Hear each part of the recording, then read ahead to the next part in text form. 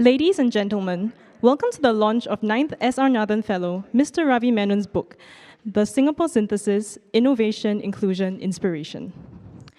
We are grateful to everyone for taking the time to join us today and are delighted to have Deputy Prime Minister and Coordinating Minister for Economic Policies, Mr. Heng Swee Keat, here as our guest of honor.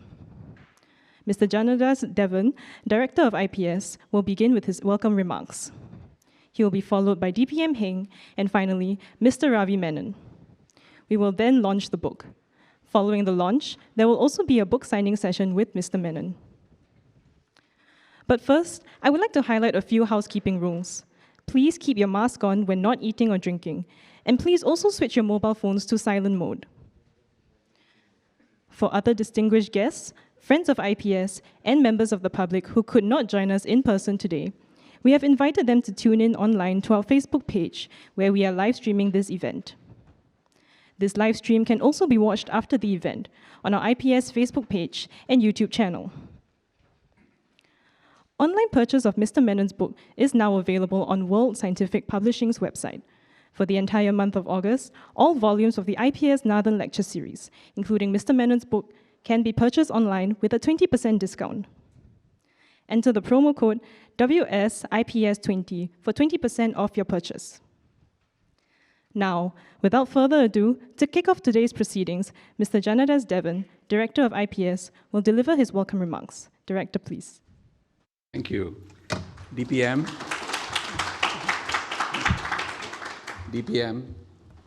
Ravi Menon,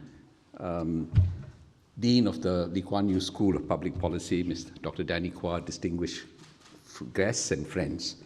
Welcome to the launch of the Singapore Synthesis, Innovation, Inclusion, and Inspiration. The book, as you know, is a collection of Ravi's 4 IPS-Nathan lectures and post-lecture discussions held during his term as the S.R. Nathan Fellow. The S.R. Nathan Fellowship, as all of you know, was first announced in 2014 on the occasion of our 25th anniversary, and it was established to pay tribute to former President S.R. Nathan, whose long-time contributions to Singapore extended beyond his presidency. I'm happy to report that we have since completed 11 IPS-Nathan lecture series, with our 10th fellow being former UN Under-Secretary General Dr. Nolene Hazer, and our 11th, our veteran journalist and editor, Patrick Daniel. Both Nolene and Patrick have completed their lectures, and their books will be published at the end of this year and early next year. After today, we would have launched a total of 9 S.R. Nathan lecture books, with Ravi's being our latest. Our 12th S.R. Nathan Fellow is here, Professor Wang Gang Wu, who's a university professor at the National University of Singapore, and perhaps the greatest and most distinguished scholar we have on this island. He was scheduled to begin his lectures in November 2022. Ravi,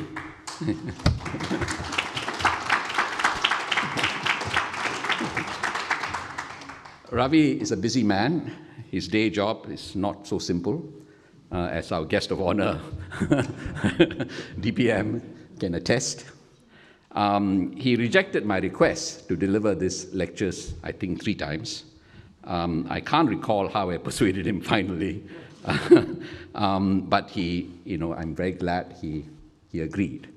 It is very strange, but economists, for some reason, many economists are very good writers.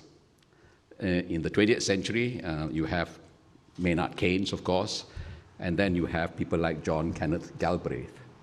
And of course, at the dawn of history, a dawn of economics as a subject, what they used to call moral philosophy, Adam Smith was probably one of the best writers in the 18th century. And of course, in Singapore, strangely enough, some of our best writers have been economists.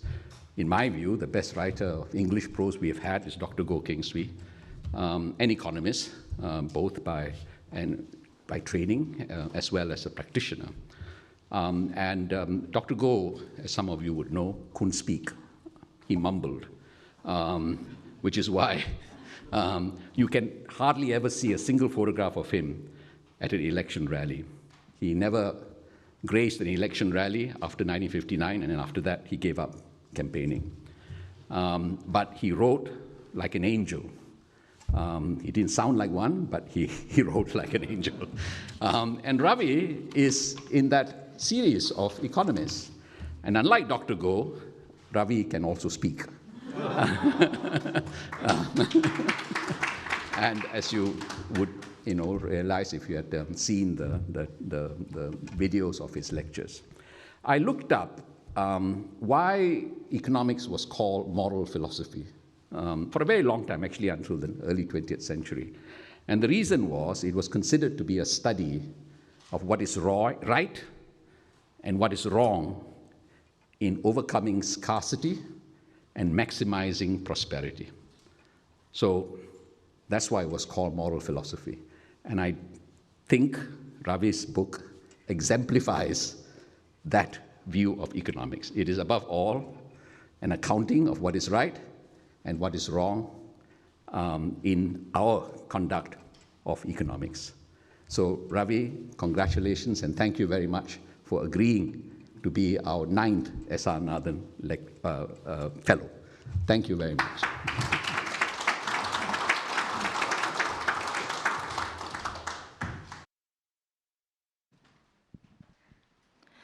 Thank you, Director. May I now invite our guest of honor, DPM Heng, to deliver his remarks. DPM, please.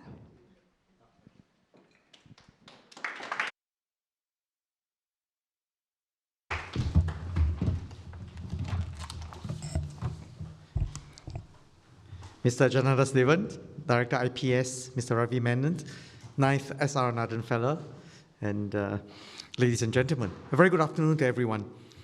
IPS established the S.R. Nathan Fellowship, as you have heard from Janadas, for the study of Singapore in 2012 in honor of our 6th president. The fellowship was set up to support research on Singapore policy issues. IPS appointed Ravi as the 9th S.R. Nathan Fellow, and Ravi delivered a series of 4 lectures in July last year. I honestly wonder how Ravi managed to do it while running the central bank, especially last year. Now, today we are here to launch his book, which is based on his lectures. I have the privilege of knowing Ravi well. We were colleagues in the public service, where he's known for his thoughtful views. When I entered politics in 2011, Ravi took over me as the Managing Director of the Monetary Authority of Singapore. He has done a brilliant job, and he now has a distinction of being Singapore's longest-serving central banker. As Coordinating Minister for Economic Policies, I work closely with Ravi and others in transforming our economy. His advice is one that I greatly value. So it came as no surprise when Ravi was appointed a S.R. Nathan Fellow. And when Janadas approached me to launch the book, I think I agreed immediately. Those of you who know Ravi well will be familiar with his deep thinking and flair for writing. In a previous speech, he made references to the 3 Musketeers. In another, he spoke about Goldilocks and the 3 Bears. In the first of this lecture series, Ravi outlined the 4 horsemen: demographics, inequality, technology, climate. Indeed, these are 4 tectonic shifts that are altering the global landscape. In his first lecture, he proffered a possible 5th horseman, pandemics. So you see, Ravi, as a good central banker, believes in stable but gently rising prices. And having been a central banker myself, I would add to the slope of Ravi's inflation slightly. Because less than a year later, a 6th horseman has emerged: conflict. The Russian invasion of Ukraine has ruptured decades of peace in Europe and global ramifications on food, energy, and supply chains. Under the Biden administration, the strategic competition between the US and China has intensified.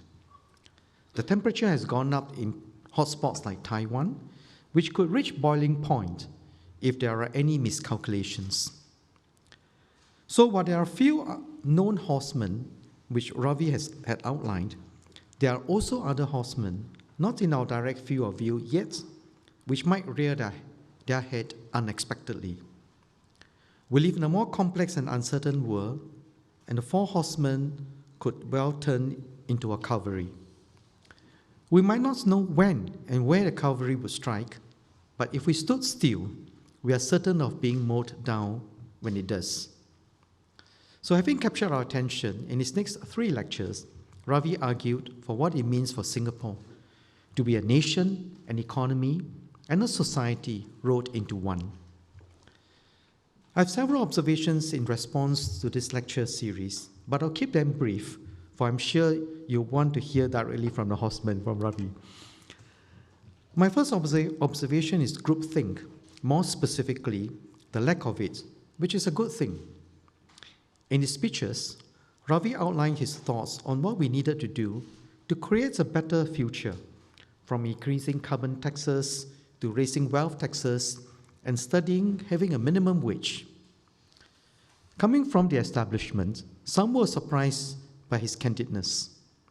There was even a media article about whether Ravi has gone rogue. I assure you that he has not. Within government, issues are often extensively deliberated on, with opposing viewpoints. And it's not just Ravi, but many others contributing to the contestation of ideas. A plurality of views is natural and should be encouraged. It adds to the rigor of policy formulation and subsequent implementation. But we must not let a divergence of views lead to paralysis. On the spectrum, groupthink and gridlock are on the extreme ends. Gridlock can be as dangerous, if not more, than groupthink.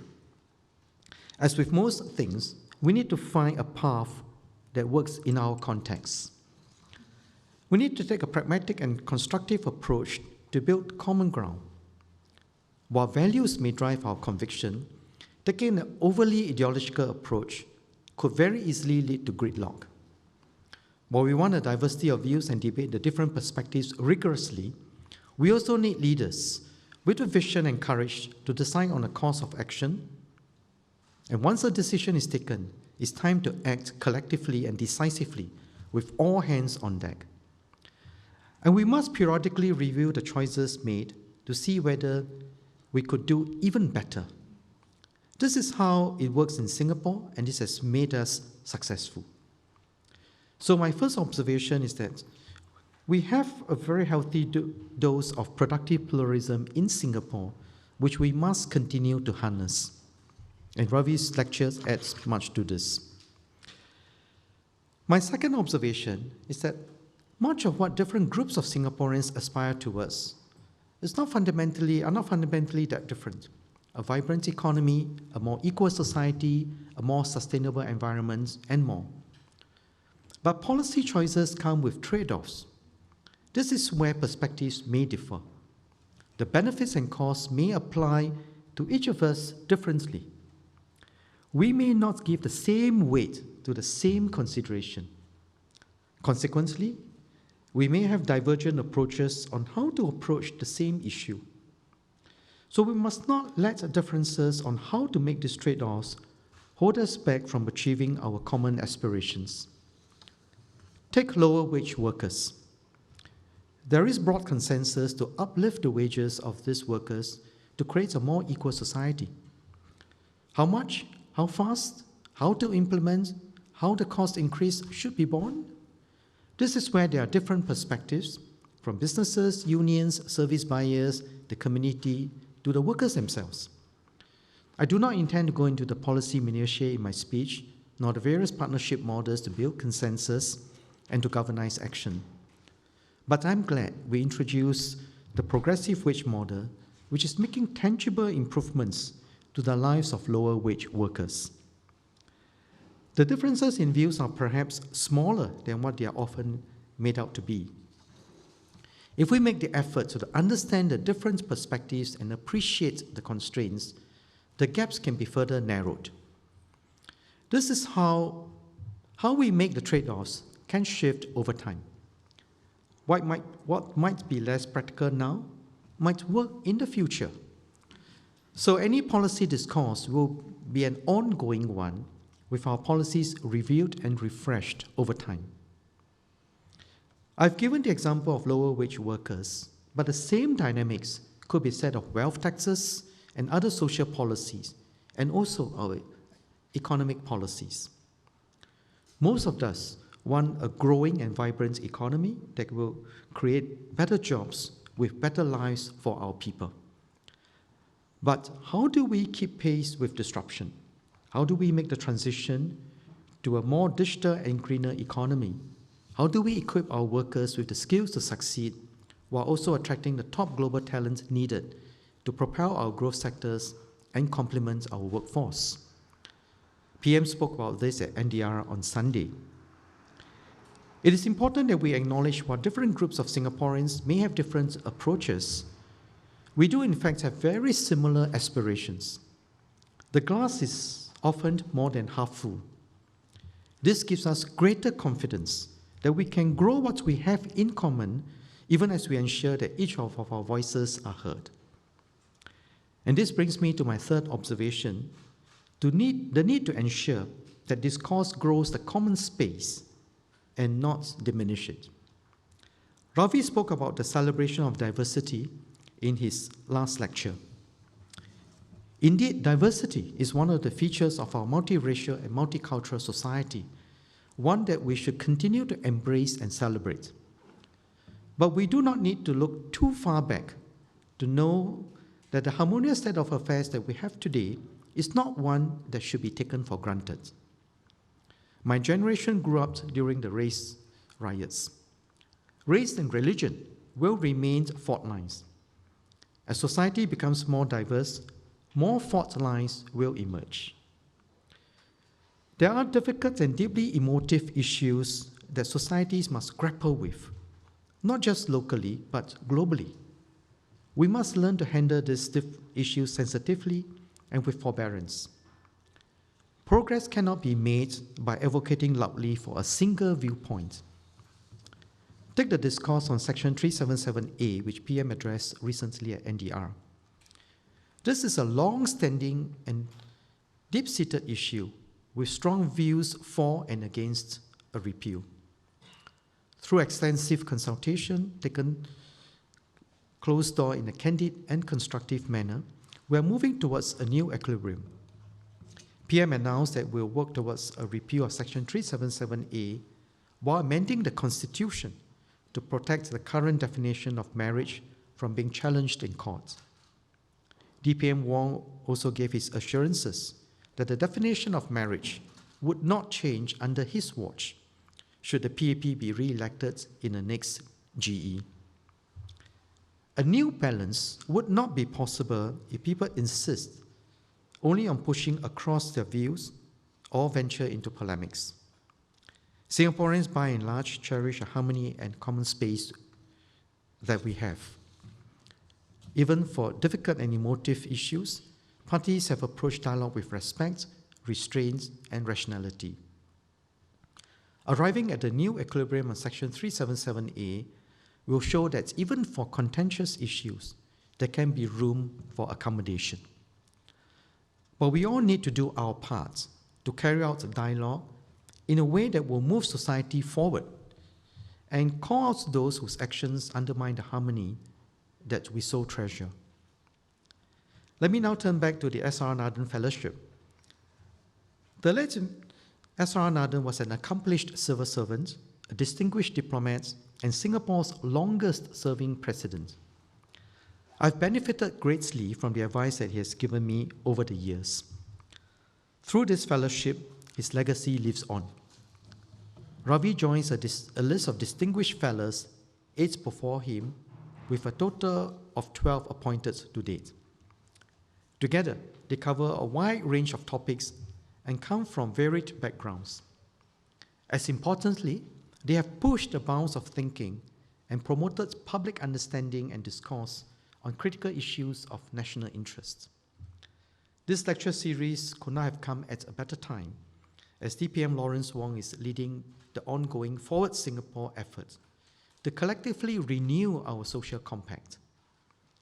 Singapore can only succeed if we work together to shape our future, with each of us doing our part. I said this through past experiences with our Singapore Conversation and the Singapore Together movement. My hope is that this book will inspire you and other Singaporeans to step forward to shape the next chapter of our nation's history. Not just to contribute ideas, but also to put good ideas into action.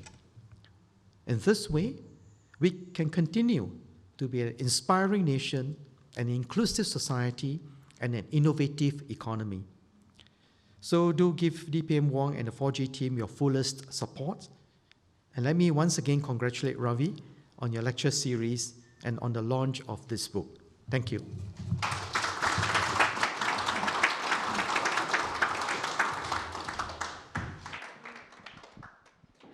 Thank you, DPM Heng. May I now invite Mr. Ravi Menon to deliver his remarks. Mr. Menon, please.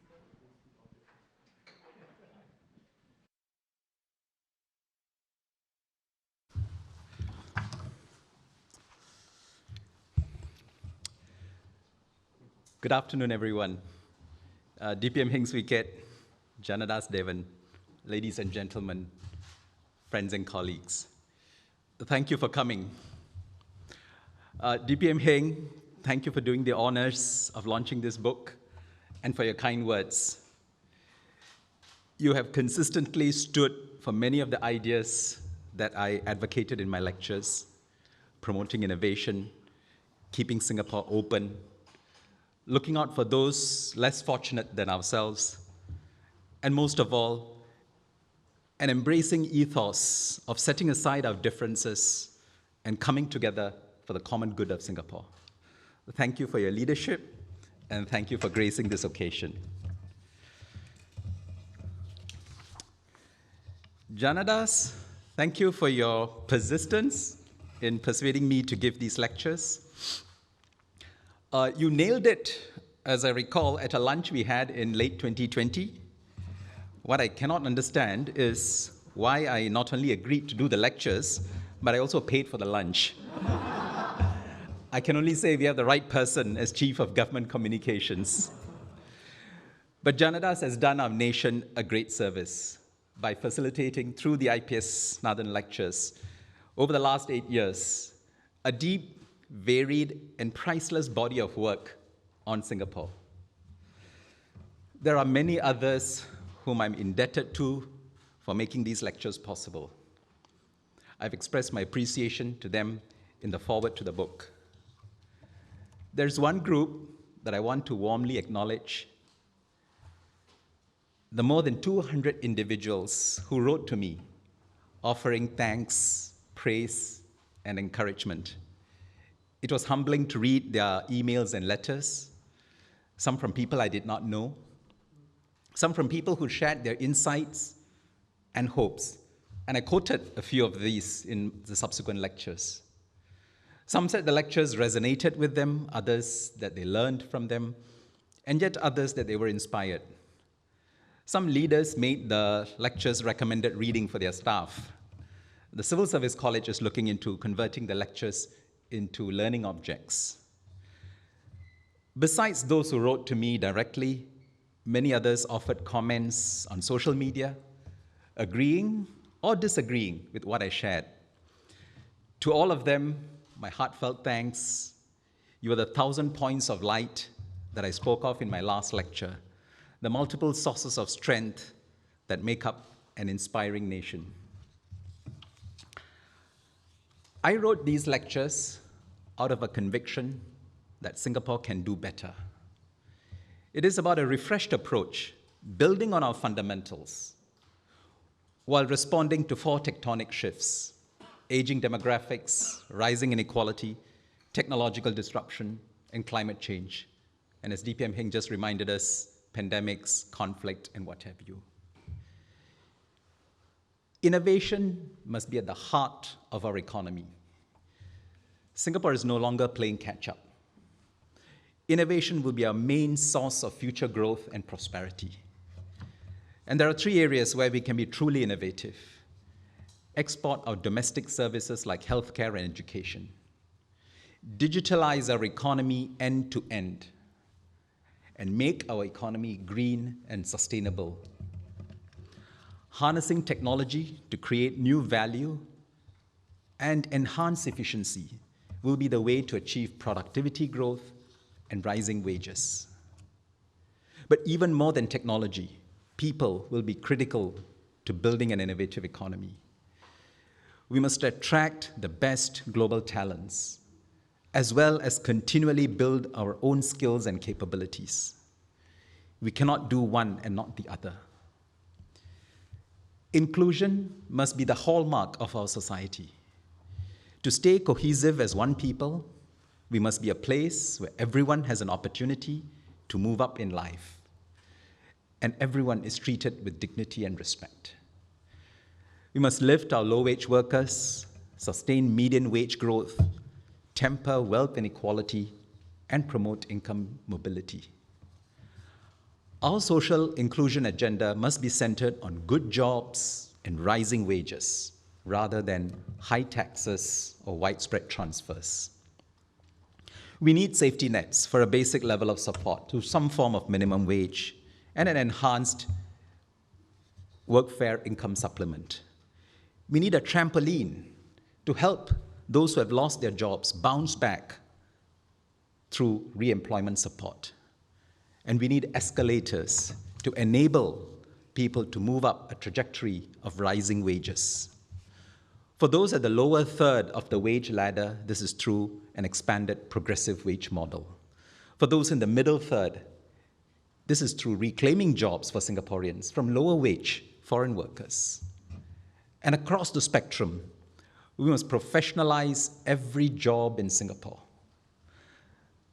with competency frameworks, training pathways, certifications, career roadmaps, and the opportunity to excel in our chosen vocation.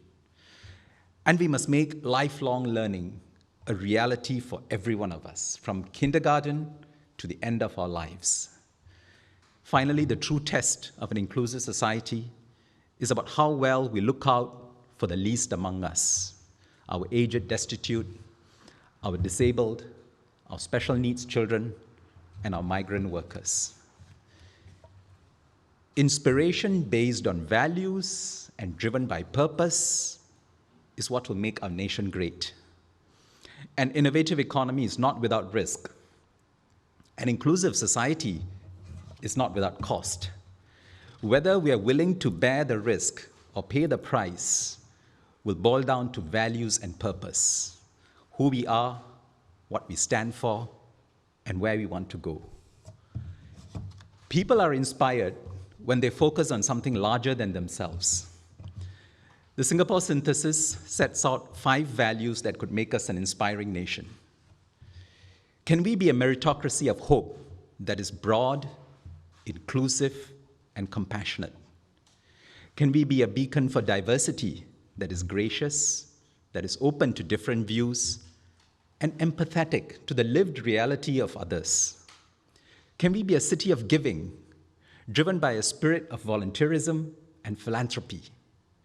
Can we have a heart for the environment to do the right thing for a sustainable future? Can we summon 1,000 points of light shining from every quarter of our country, an active citizenry, innovative businesses, a vibrant civil society, and many other sources of strength, brightening and energizing our nation? There is a coherence across the ideas in the Singapore Synthesis. Making our domestic services more productive and exportable goes hand in hand with digitalizing end-to-end business processes in these industries, professionalizing these jobs, and fostering a broad and inclusive meritocracy. The transition to a high productivity, high wage, high cost economy will not be without dislocations, which is why strengthened safety nets and trampolines to support workers are important.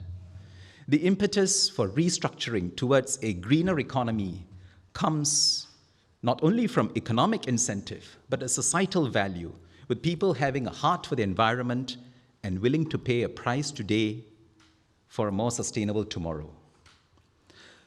The social consensus in favor of global talent, open markets, and wealth accumulation is stronger if there is better protection for the median Singapore worker, a more progressive taxation of wealth, and a stronger spirit of philanthropy. The era of cheap money, cheap labor, and cheap energy is over. There has been too much borrowing, too much inequality, and too much carbon emissions globally. Interest rates are not going back to the zero lower bound that we have seen in the last 2 decades. The cost of borrowing will be higher, more reflective of time horizons and risk premiums. Domestically, with a shrinking labor force, extension of progressive wages to more sectors of the economy, and increase in qualifying salaries for bringing in non-resident workers, we can no longer rely on cheap labor to power our economy and society. And we should not, as we forge a more inclusive society.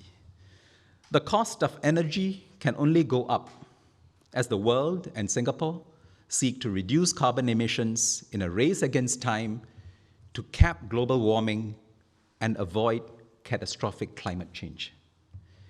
It is not a bad thing that money, labor, and energy are being priced better to better reflect their relative scarcities. And the economy needs to adjust to these new cost structures. And the most effective way is through pervasive innovation and skills upgrading as the basis for higher productivity and wages across the board.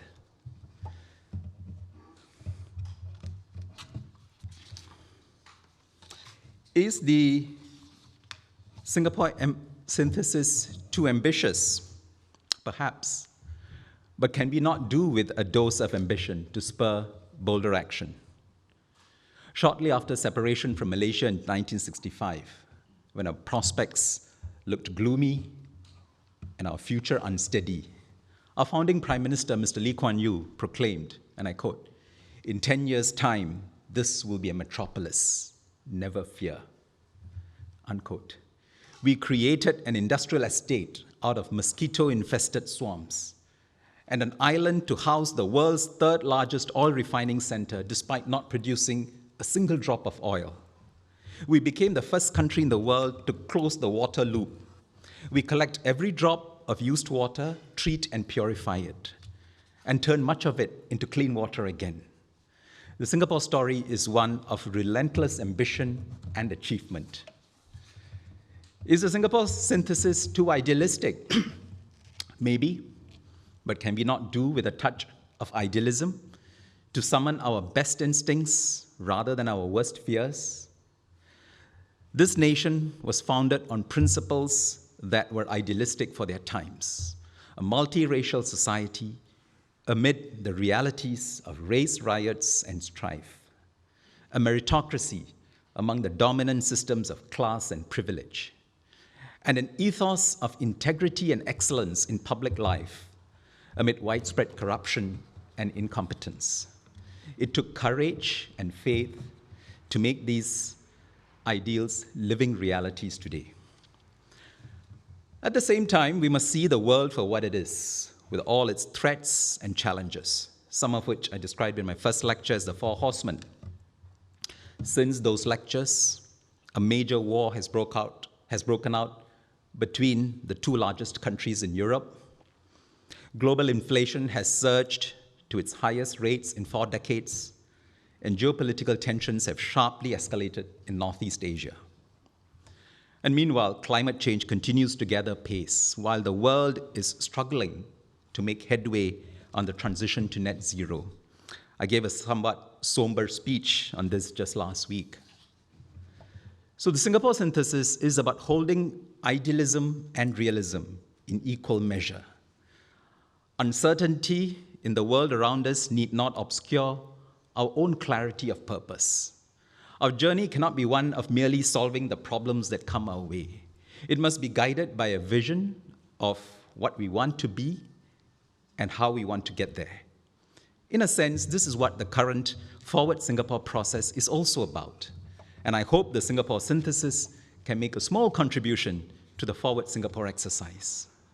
If the lectures in this book help to spark fresh ideas and thoughtful conversations about the kind of economy, society, and nation we want to be, I would be very thankful. Let me close with a well-known verse from Shakespeare, and I quote, "There is a tide in the affairs of men, which, taken at the flood, leads us to fortune. Omitted, all the voyage of their life is bound in shallows and in miseries. On such a full sea, we are now afloat, and we must take the current when it serves, or lose our ventures." Unquote. There is a tide in the affairs of the world and Singapore. Let us not fear it. Let us take it and ride it together. Thank you very much.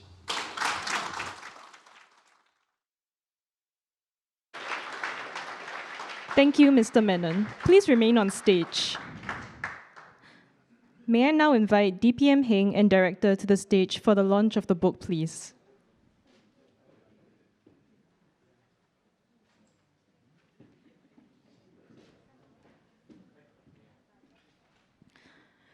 We will now launch the book.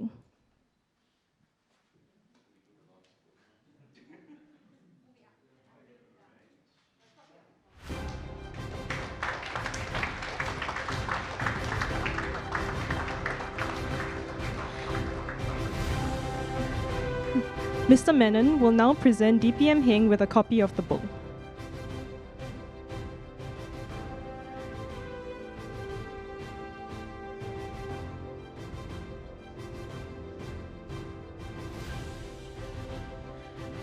And now, Director will present Mr. Menon with a token of appreciation from IPS.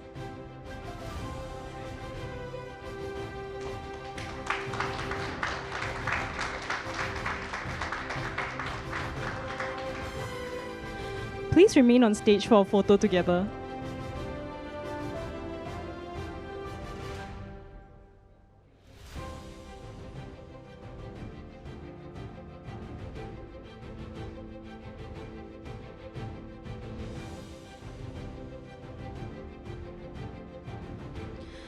The book is now launched. Thank you everyone for attending and have a good evening ahead.